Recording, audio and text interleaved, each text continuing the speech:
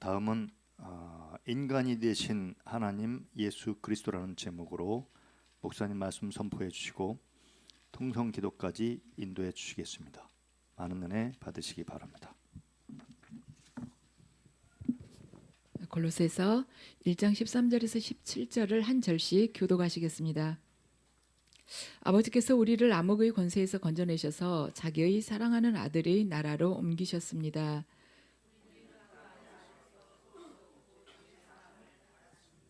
그 아들은 보이지 않는 하나님의 형상이시요 모든 피조물보다 먼저 나신 분이십니다.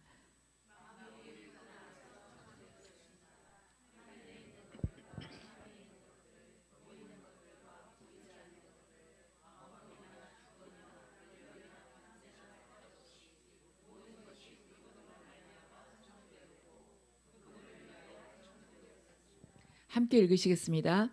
그분은 만물보다 먼저 계시고 만물은 그분 안에서 존속합니다. 아멘. 잠시 기도드리겠습니다. 주님, 이 예배를 저희들에게 허락해 주심을 감사드립니다. 오늘 이 예배를 통해서 아버지께서 왜 육신으로 이 땅에 피조물이 그 모습을 취하여서 오셨는지를 저희들이 깨닫고, 또한 저희들 또한 이 땅에 아버지께서 육신으로 보내셨지만 성령에 힘입어서 주님께서 가셨던 그 길을 따를 수 있도록 아버지 저희들 깨닫고 변화되길 원하오니 아버지 이 예배 가운데 성령으로 충만하게 임재해 주시옵소서. 감사드리며 예수 그리스도 이름으로 기도드립니다. 아멘. 시간에는 설교 제목이 인간이 되신 예수 그리스도입니다. 지난주까지는 하나님에 대해서 했는데 이번 주부터는 예수님에 대해서 몇 주 동안 또 하려고 합니다. 오늘 이 시간에는 어쩌면 교리적인 부분이 많을 것 같은데 꼭 주일날 물론 설교를 하면 좋지만 사실 신자 재교육을 2, 3년에 한 번씩은 받아야 되거든요. 한번 안다고 해서 그거 오래 기억하는 거 아니잖아요. 그래서 재교육 받는다 그 마음으로 들으시면 좋겠습니다. 우리가 성경을 보면 창세기를 보면요, 하나님께서 하늘과 땅을 바로 두 세계를 창조하셨다고 성경은 증거를 하고 있습니다. 그래서 하늘을 창조하셨다. 하늘이 뭘까? 구름이 떠다니고 간혹 비도 오고 또한 새들도 날아다니고 이런 하늘을 뜻하기도 하지만 오늘 16절을 보면요, 16절을 보면 꼭 그런 하늘에 그치는 것이 아니라 그렇죠. 16절을 보면은 하나님께서 두 세계를 창조하셨는데 보이는 것들과 보이지 않는 것들을 창조하셨다는 거예요.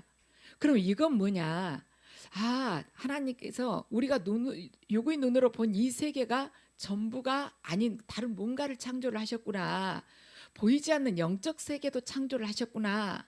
그걸 우리가 짐작을 할 수가 있습니다. 그래서 하나님께서는 보이는 세계, 물질의 세계와 영의 세계를 창조를 하시고 특별하게 피조물 중에서 인간은 그 두 세계에 다 속한 존재로 처음부터 만드셨어요. 창세기 2장 7절을 함께 읽으시겠습니다. 주 하나님의 땅의 흙으로 사람을 지으시고 그의 코에 생명의 기운을 불어넣으시니 사람이 생명체가 되었다. 아멘. 생명의 기운을 불어넣으셨다고 그러는데 이 생명의 기운이 푸니우마입니다. 영이에요. 그래서 하나님께서 인간에게 영을 불어넣으셨다는 것입니다. 그래서 인간은 하나님을 모르는 사람도요, 보이지 않는 세계에 대해서 막연한 뭔가 관심이 좀 있어요. 호기심이 있습니다. 하나님을 믿지 않아도 뭔가가 이걸로 전부는 아닐 것 같다는 생각이 드는 거예요. 왜냐하면 우리 가까이 옛날 보면은 무속신앙을 가진 분들 뭐 점치고 그런 거 하면서 뭐 맞았다고 이런 이야기 하잖아요. 그럼 뭔가가 있나 보다 이런 생각을 하죠. 진화론자들은 사람이 침팬지에서 이렇게 진화된 동물이 일종이라고 보고 있습니다. 그래서 그렇게 말을 하지만은 사람과 동물 사이에는 절대로 이렇게 건너갈 수 없는 어떤 경계선이 있어요. 사람과 동물이 다른 점이 여러 가지가 있거든요. 사람이 동물을 지배할 수 있는 게 뭐가 있냐면 서로 협력한다는 것이 굉장한 장점이래요. 동물들은 협력해서 무슨 일을 못 이룬답니다. 그러죠. 강아지들이 협력해서 아무리 성격 좋아도 강아지들 협력해서 뭐 이뤘다는 거 있어요? 침팬지가 협력해가지고 뭐 이뤘다는 거 있습니까? 그렇지만 사람은 협력해서 뭔가를 이룰 수가 있다는 거예요. 그리고 사람은 계속해서 뇌를 개발시켜서 새로운 것을 만들어낸다는 것입니다. 그래서 사람이 이 협력해서 힘을 모아가지고 이렇게 하기 때문에 사람 한 각 개개인의 육체적인 힘으로 봐서는요, 사자나 호랑이를 도저히 당해낼 수가 없는데 협력해서 이걸 이뤄가기 때문에 동물을 다스릴 수가 있는 것입니다. 그리고 사람이 또 동물하고 다른 점이 또 뭐가 있냐면 예배를 드린다는 것이에요. 사람은요, 동물 중에서는 종교를 가지고 신앙생활하는 동물은 없습니다. 침팬지가 인간의 98%를 닮았다고 그래요. 그렇지만 침팬지가 제단을 쌓고 말하자면 종교를 가지고 예배를 드린다는 그러한 기록은 없다는 것이죠. 그런데 인간은 어떤 사회든지 어떤 시대든지 어떤 문화 속에서도 종교를 만들지 않은 적이 한 번도 없습니다. 그러니까 기독교가 아니고 다른 말하자면 말하자면 다른 피조물들을 섬기는 그러한 종교를 할지라도 그런 종교를 할지라도 인간은 계속해서 종교를 만들어 왔습니다. 왜 그럴까? 왜 인간이 계속해서 그렇게 종교를 만드는 것일까? 개인적으로 욕심도 많고 그러는데 뭔가를 갖다가 바치면서 이렇게 숭배하는 것일까? 창세기 3장을 보면요, 아담과 하와가 선악과를 따먹고 죄를 범합니다. 그러고는 영적으로 죽게 돼요. 정령 네가 그 과일을 따먹으면 이 선악과를 따먹으면 정령 죽으리라는 하나님의 말씀대로 영적으로 죽게 됩니다. 육적으로 죽는다는 뜻이 아니었어요. 영적으로 죽게 된다는 뜻이었습니다. 그래서 영적으로 죽게 되는데 그 영적으로 인간이 죽게 됨으로 인해서 영적으로 죽게 된다는 것은 하나님과 단절된다는 것이에요. 그리고 영적인 기능들이 죽게 된다는 것입니다. 창세기 3장 19절 말씀을 함께 읽으시겠습니다. 너는 흙에서 나왔으니 흙으로 돌아갈 것이다. 그때까지 너는 얼굴에 땀을 흘려야 나다를 먹을 수 있을 것이다. 너는 흙이니 흙으로 돌아갈 것이다. 아멘. 그래서 영적으로 아담이 지금 죄를 범하고 난 후에 하나님께서 그 아담에게 말하자면 명하시죠. 너는 흙에서 나왔으니 흙으로 돌아갈 거라는 것입니다. 흙으로 인간은 돌아가게 되어 있어요. 보이는 세계에만 한정되게 되었습니다. 왜냐하면 죄를 범하고 나서 영적으로 죽었기 때문에 흙으로 돌아갈 수밖에 없는 거예요. 그런데 성경은 또한 계속 말씀을 합니다. 고린도후서 4장 18절 말씀입니다. 함께 읽으시죠. 우리는 보이는 것을 바라보는 것이 아니라 보이지 않는 것을 바라봅니다. 보이는 것은 잠깐이지만 보이지 않는 것은 영원하기 때문입니다. 아멘. 이 우리 18절 말씀을 보면요, 보이지 않는 것은 영원하다는 것입니다. 보이지 않는 세계 특징이 뭘까? 지금 성경은 말씀합니다. 영원하다고. 보이지 않는 세계는 영원하다는 것이에요. 보이는 세계는 유한합니다.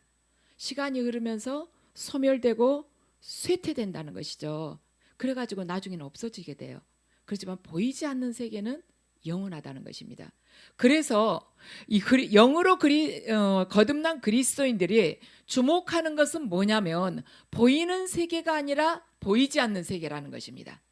영으로 거듭난 자는 반드시 보이는 세계가 아니라 보이지 않는 세계를 주목하면서 걸어가게 된다는 것입니다. 그렇다면 거듭난다는 것은 뭐냐? 자, 요한복음 3장 6절에서 7절을 함께 읽으시겠습니다. 육에서 난 것은 육이요 영에서 난 것은 영이다.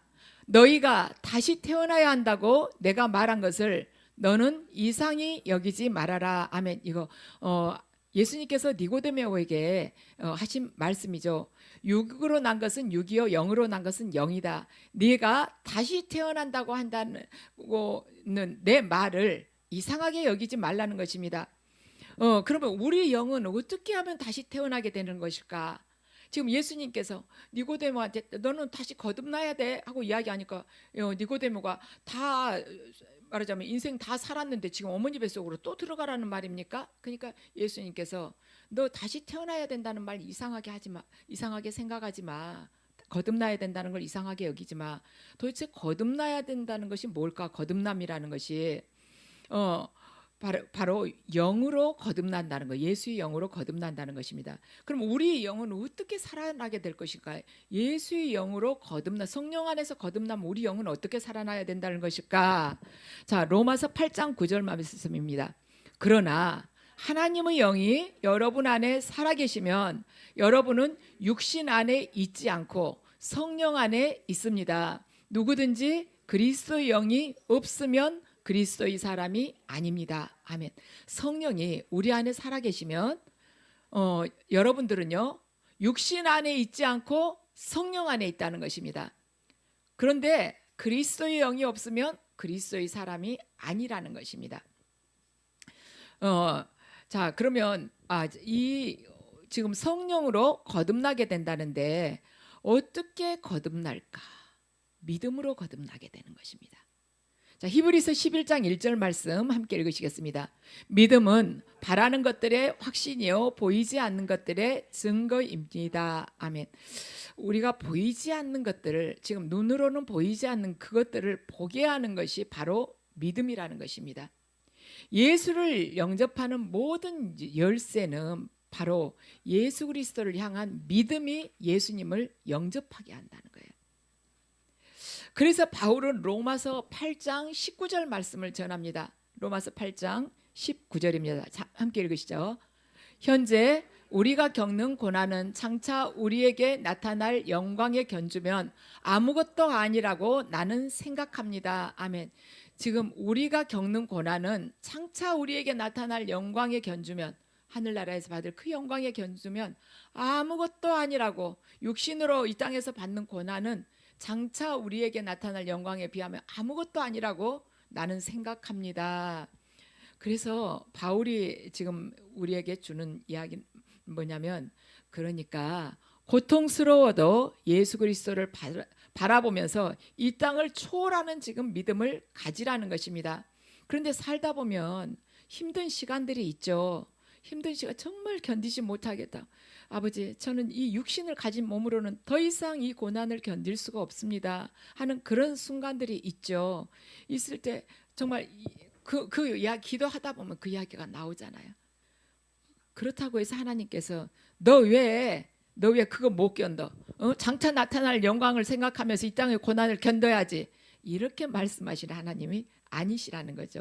우리들이 정말 머리할 만큼 조금씩 변화될 수밖에 없다는 것을 예수님께서 육신으로 이 땅에 오셨기 때문에 다 알고 계세요. 그래서 우리가 힘들다고 예수님 앞에서 탄식을 할 때도 그분께서는 다 안타까운 마음으로 우리를 바라보시면서도 네가 이거 건너가야만이 더 강건해져, 네가 이걸 통과해야만이 이 세상에서 넉넉히 승리할 수가 있어, 네가 이 과정을 겪어내야만이 어떤 상황 속에서도 믿음을 버리지 않게 돼 하시면서 우리를 계속해서 옆에서 안고 가시면서 도와주시면서 업으면서 우리에게 힘을 주신다는 것이죠. 이 땅에서 우리가 영원한 세계를 말하자면 바라보면서 그 영원한 영광을 바라보면서 하나님께서는 견디라고 그러시잖아요. 그런데 이 세상 영원한 천국에서 나타날 그 영광을 바라보면서 견디라고 그러신데, 이 땅에서 잠시 목숨을 부지하기 위해서도 어마어마한 고난을 견뎌낸 사람들이 많습니다. 제가 그 탈북민들 이야기를 들어보면, 제가 옛날에는 이걸 전혀 안 봤어요. 근데 이제 탈북민들 북한의 사정을 이야기를 우연히 어디서 듣다가 보면 진짜까 요즘 세상에 그런 생각 많이 했거든요. 저거 뭐 거짓말 섞은 거겠지, 어떻게 저렇게 살 수가 있어 했는데, 이 탈북민들 이야기를 들으면서 지구상에 그런 세계가 있구나 이런 생각이 드는 거예요. 탈북민들 그 중에서 어떤 분이 이야기를 하는데, 자기가 이제 이렇게 탈북을 해가지고 중국에서 공안에 붙잡혀가지고 다시 말하자면 북송이 되잖아요, 북한으로. 그렇게 될까 봐서 독약을 챙겨갖고 탈북을 시작을 했다는 거예요. 그래서 왜 그랬냐니까, 북송되게 된다면 그냥 죽으려고, 그냥 북한으로 다시 돌아가느니 차라리 죽으려고 독약을 챙겨갖고 나왔다는 것입니다. 그러면서 덧붙이는 이야기가 뭐냐면, 탈북한 사람들 대부분이 그럴 거라고 그러는 거예요. 자기는 알 거 아니에요. 탈북한 사람들 이야기를 대부분이 독약을 그렇게 챙겨서 나올 거라고 이야기를 하는 것입니다. 그래서 저렇게까지 하면서 탈북을 하구나, 목숨 그냥 북한으로 돌아가느니 그냥 약 먹고 죽으려고 생각을 하면서까지 탈북을 하구나. 또 어떤 청년은 뭐라고 이야기하냐면 북한에서 굉장히 우리나라 같으면 카이스트 같은데 그런 데를 다녔더라고요. 뭐 김책 공대를 다녔어요. 그랬는데 그러다가 탈북을 했어요. 자기가 탈북한 이유가 바로 그거예요. 도저히 거기서는 공부를 하고 싶어도 할 수가 없다는 것입니다. 공부 좀 한국에 와서 자유롭게 좀 해보려고 탈북했다는 거예요. 왜냐하면 맨날 데려다가 일 시킨대요. 그러니까 공부할 시간이 없대요. 그런데 이제 같이 만막은 사람들이 몇 명이서 이제 아는 형이 탈북하자 해가지고 그러기로 했는데 그 형이 이제 다 배도 준비를 하고 그 형이 배 멀리까지 한번 이렇게 항해를 해보고 오고 이제 남한까지 배로 탈북하려고 연습을 여러 번 한 거예요.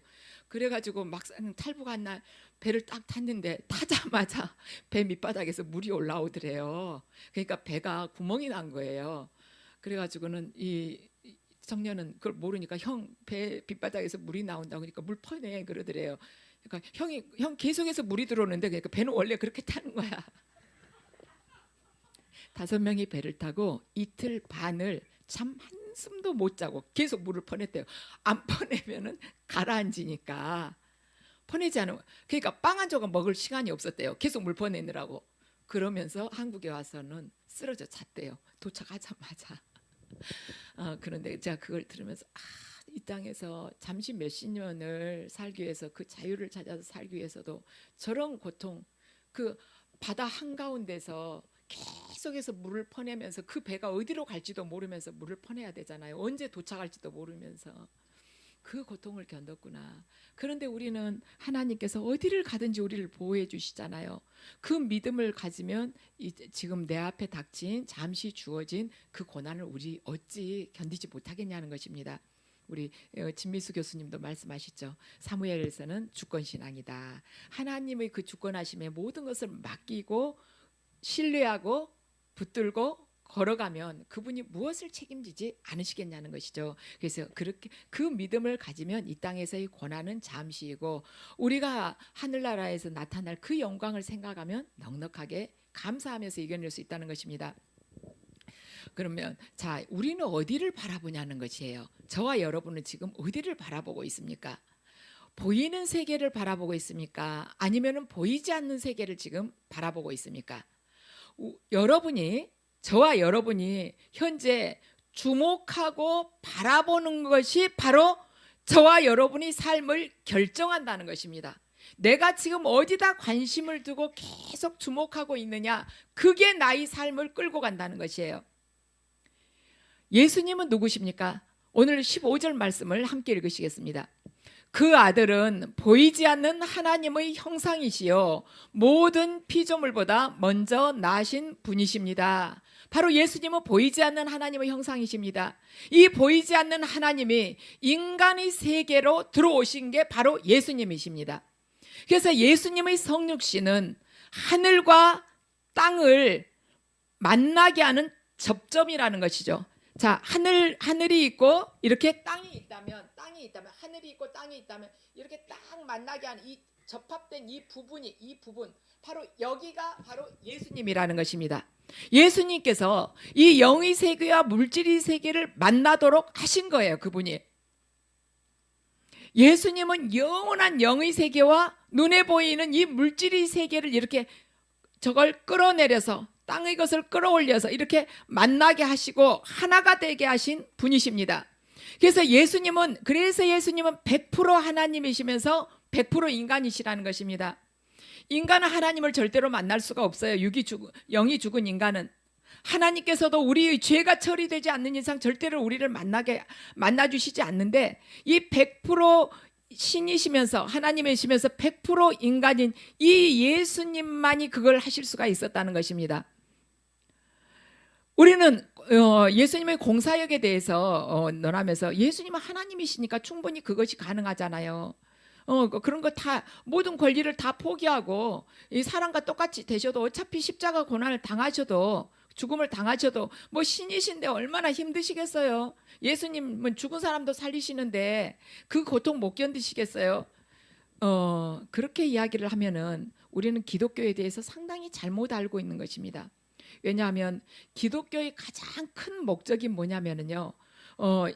우리들이 저와 여러분이 예수님을 닮는 것이 가장 큰 목적인 것입니다.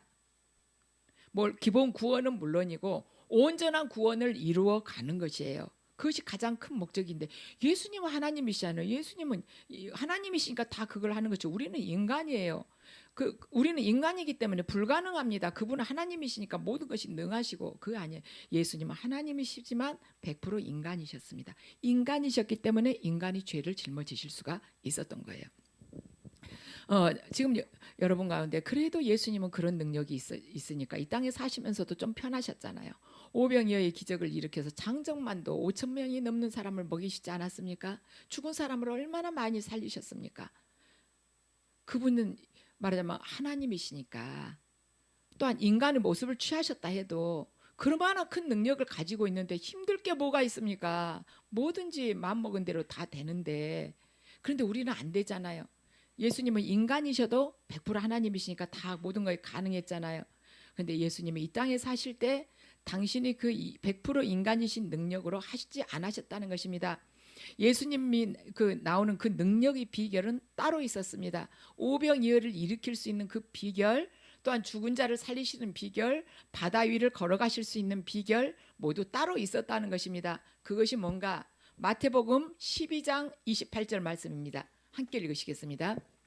그러나 내가 하나님의 영을 힘입어서 귀신을 쫓아내는 것이면 하나님의 나라는 너희에게 왔다. 아멘. 성령의 능력을 힘입어서 예수님께서 귀신을 쫓아냈다는 것입니다. 예수님께서는 인간 예수로 하신 것이 아니라 성령의 힘을 빌어서 하셨다는 것입니다. 우리가 누가복음을 계속 읽다 보면은 어떤 대목들을 많이 발견하냐면 예수님의 모든 행동이 성령에 이끌려서 또는 성령께 사로잡혀서 성령에 힘입어서 이런 말씀이 많이 이렇게 등장이 돼요. 그래서 예수님은 혼자 스스로 하신 것이 아니라 왜냐하면 100% 인간이셨기 때문에 혼자 스스로 하신 것이 아니라 성령의 능력에 힘입어서 하신 것입니다. 그래서 예수님께서는 너희들도 충분히 할 수 있고 너희들은 내가 한 일보다 더 큰 일을 할 수 있다고 약속을 하셨어요. 자, 요한복음 14장 12절 말씀 함께 읽으시겠습니다. 내가 진정으로 진정으로 너희에게 말한다. 나를 믿는 사람은 내가 하는 일을 그도 할 것이요 그보다 더 큰 일도 할 것이다. 그것은 내가 아버지께로 가기 때문이다. 우리가 어떻게 예수님께서 하신 일을 할 것이며 그보다 더 큰 일을 또한 할 수가 있는가? 그것은 예수님께서 아버지께로 가셔서 성령을 보내주시기 때문에 우리들에게 그것이 충분히 가능하다는 것입니다. 요한복음 16장 7절 말씀 함께 읽으시겠습니다. 그러나 내가 너희에게 진실을 말하는데 내가 떠나가는 것이 너희에게 유익하다. 내가 떠나가지 아니하면 보혜사가 너희에게 오시지 않을 것이다. 그러나 내가 가면 보혜사를 너희에게 보내주겠다. 아멘. 보혜사 성령님을 우리에게 보내주신다는 것입니다. 정말 우리 교회에 계신 분들은 정말 감사하게도 다들 성령님을 인격적으로 만나신 분들이에요. 그렇죠? 이거 안 만나면 얼마나 답답하고 진짠가 가짠가 계신다고는 하는데 이거 못 만났다고 말할 수도 없고 그렇다고 해서 안 믿어진다고 말하자니 너무 오랫동안 교회를 다녔고 너무 고민인 거예요.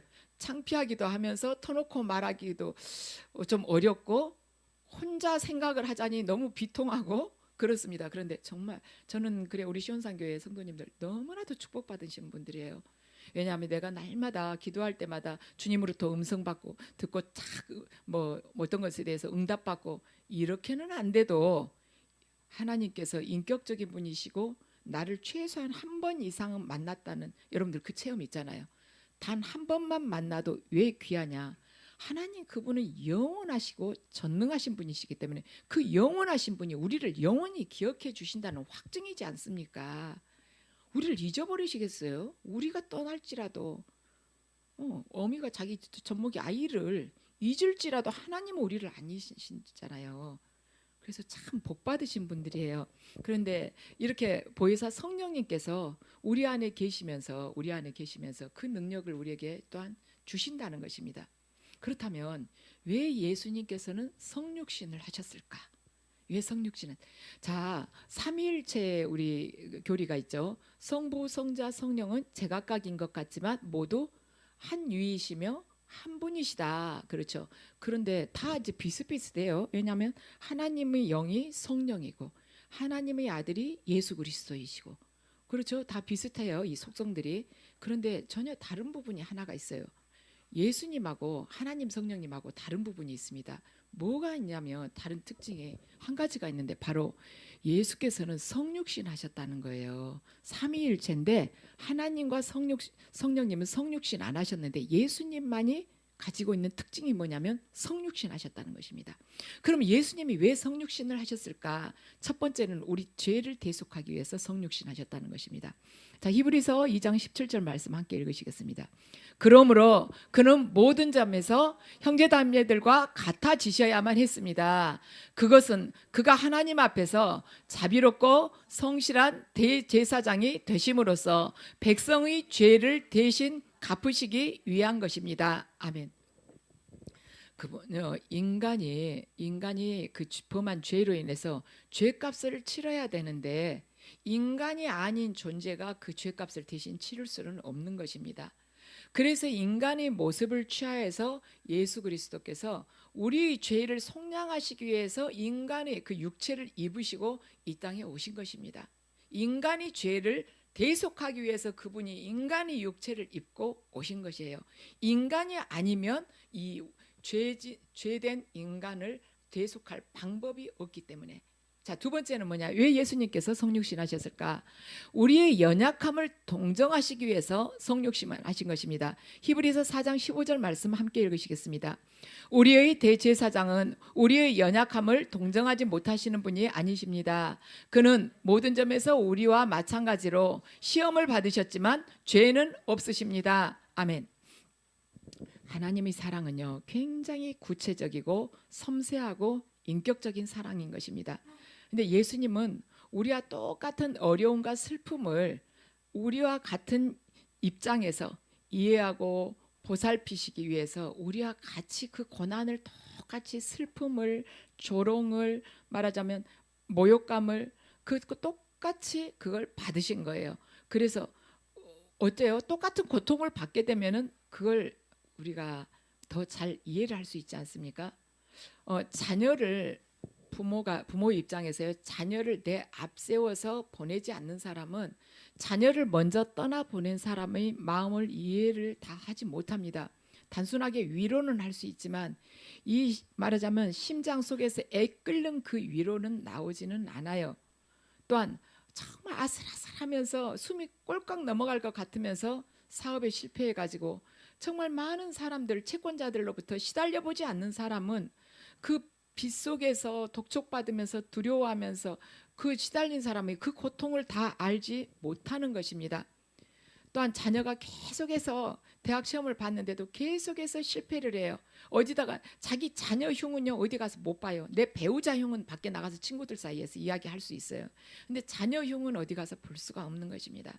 그 아픔 계속해서 낙방하는데 자기 자녀는 차라리 게으르면 밉기라도 하지, 열심히 해도 안 됐을 때 그 아픔, 그 견뎌본 사람이 그 아픔을 알 수가 있는 것입니다. 바로 그 견뎌본 사람이 그 부분에 있어서 치유자가 되는 거예요. 근데 예수 그리스도께서는 그 모든 고난을 다 견뎌보셨기 때문에 우리들의 그 연약함을 아시고 동정하신다는 것입니다. 그분께서 육신으로 오신 이유가 바로 그거예요. 우리들과 이 땅에서 정말 천하고 창녀와 죄인들, 세리들과 같이 겪어보면서 또 그 사람들하고 가까이 지낸다고 또 예수님을 조롱하지 않았습니까? 비난하지 않았습니까? 그 모든 걸 겪어봤기 때문에 그분께서 우리들이 그 무엇도 다 이해하고 받아들일 수가 있는 것입니다. 우리들이 죄가 아무리 크다 할지라도 그분의 가슴은 우리의 죄보다 더 크다는 것입니다. 자, 세 번째는 왜 그분이 성육신 하셨는가? 우리 모델이 되기 위해서 성육신 하신 것입니다. 자, 히브리서 5장 8절에서 9절 함께 읽으시겠습니다. 그는 아드님이시지만 고난을 당하심으로써 순종을 배우셨습니다. 아멘. 그분이 아들이시지만 고난을 당하셨어요. 그러면서 그 고난 가운데서 아버지께서 보여주시고 아버지께서 말씀대로 행하심을 이렇게 순종하면서 따라가다 보니 그 모든 것을 통해서 배울 수가 있었다는 거예요. 이게 예수님께서 100% 인간이기만 하셨다면 왜 배운다는 말씀을 성경에서 하시겠습니까? 아들이시면서도 고난을 당하심으로써 고난을 당하면서 믿음으로 이걸 인내하고 순종을 해야만이 그것이 온전하게 되는 것입니다. 고난 당하면서 막 이를 갈고 그러잖아요. 이거 끝나봐 가서 꼭 복수하고 말까. 이 고난은요 영적으로 파산해 버리는 거예요. 그런데 하나님을 바라보면서 그분을 신뢰하면서 말씀에 순종하면서 걸어가게 되면 이 고난이 엄청난 큰 믿음이 나음으로 세워주는 그러한 계기가 된다는 것입니다. 그래서 예수님께서는 그 고난을 당하면서도 순종함으로써 자기에게 예수 그리스도께 순종하는 모든 사람에게 영원한 구원의 근본이 되셨다는 것입니다. 그걸 직접 보여주시기 위해서 그분께서 성육신에서 이 땅에 오신 것입니다. 예수님께서 단순하게 우리 죄를 대속하기 위해서만 오신 것이라면 우리 대부분 그렇게 알고 있죠. 물론 그것도 맞아요. 근데 그거 한 가지 때문에 오셨다고 하신다면 그분이 막 태어나자마자 바로 피 흘리고 그냥 죽으셨으면 됐어요. 30년이나 이 땅에 33년이나 사실 필요가 없었습니다. 왜냐하면 제물만 되면 되니까 죄를 속하기 위해서. 그런데 그분께서는 순종을 통해서 당신께서 친히 길이요 진리요 생명이시라는 것을 우리에게 보여주셨어요. 바로 이것이 길이다. 그분 자체가 길이었습니다. 그러니까 우리가 이 땅에 살면서 정말 이 고난 속에서 더 이상 길이 없다고 생각이 될 때도 예수 그리스도 안에 길이 있기 때문에 우리는 반드시 그 길을 향해서 나아가면 반드시 승리할 수가 있다는 것이에요. 그분 자신 자체가 진리였기 때문에 보고 배우는 것이 아니라 그분이 진리였습니다. 그래서 그분이 성령 안에 머물고 성령께서 성령께 내 자신을 내어 맡기기만 하면 그분께서 진리의 길로 반드시 인도를 하신다는 것입니다. 그렇게 걸어가게 된다면 우리는 성육신하는 그 삶을 살 수가 있다는 것이에요. 세상의 관심은 어디가 있느냐? 내가 누군가? 세상의 관심은 거기에 있어요. 나는 누구인가? 저 사람은 누구지? 저 사람 직업은 뭐지? 저 사람 연봉 얼마 받는 거야? 이것이 바로 세상의 관심입니다. 그렇지만 여러분과 저희 관심은 뭐냐? 예수 그리스도는 누구신가? 그렇다면 나는 어떻게 살아야 되는가? 이것이 바로 우리들의 관심인 것입니다. 세상의 관심과 우리의 관심은 전혀 다른 거예요. 세상의 관심은 자기한테 관심이 있습니다. 세상의 관심은 저 이웃한테 관심이 있어요. 왜냐하면 경쟁해야 되기 때문에. 세상의 관심은 직업이, 그 사람 직업이 뭐냐, 1년에 얼마를 버느냐, 키가 얼마냐, 부모는 뭐 하느냐, 이런 데 관심이 있습니다. 그렇지만 저와 여러분은 그분은 도대체 누구시냐? 그렇다면 그분이 누구시고 하나님의 아들이시라는 것, 그리스도이시라는 것을 알았다면 나는 앞으로 어떻게 살아야 되느냐, 여기가 관심이 있다는 것입니다. 이 답을 주기 위해서 예수 그리스도께서는 이 땅에 성육신에서 오셨고 저와 여러분은 예수 그리스도의 성육신을 이 시대에 증거하기 위해서 지금 오늘 하루를 선물로 지금 살아가고 있는 것입니다. 그래야 해서 저와 여러분이 가는 곳마다 성육신 하신 예수 그리스도의 모습을 각처에 증거하면서 생명에 이르는 향기를 사방에 이렇게 전파하면서 살아가는 것을 지금 주님께서 원하셨기 때문에 저와 여러분을 이 땅에 보내신 것입니다. 그래서 저와 여러분의 이 선물로 주신 하루하루 이 순간순간들이 이 성육신하여 오신 예수 그리스도의 그 모습을 재현을 하면서 그리스도의 향기를 온 각처에 드러내면서 살아가는 하루하루가 되시기를 주님의 이름으로 축원합니다.